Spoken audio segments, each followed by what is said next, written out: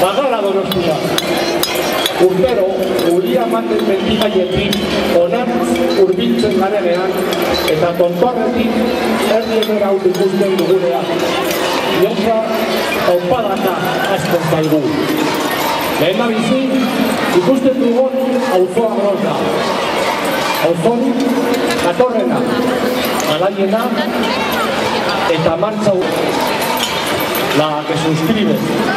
O sea, yo decía esto mismo la primera vez que vine desde Hungría, hace ya 17 años, cuando los niños y niñas estaban en el cochecito y tenían 1 año y ahora son mayores de edad.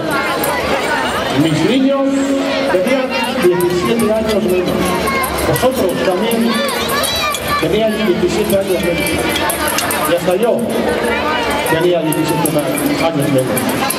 Parezco la chica del 17, ¿verdad?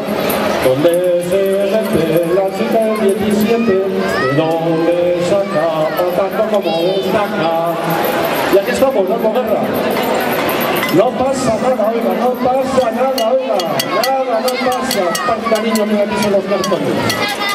Digo que no pasa nada porque tenemos anconada. Que sí, la Real entre los 8 primeros.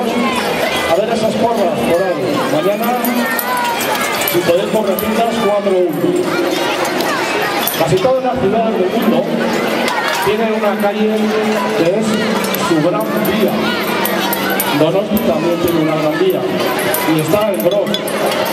Ahora, probablemente sea la gran vía menos gran vía que existe en el mundo. Solo tiene un carril, otro bus, tiene un montón de obstáculos y encima, siendo tan corta, te cuesta atravesarla un montón. Fíjate que el oso empezó un día y ahora le toca jubilarse. Bueno, ni el título está en sitio de ningún ahí.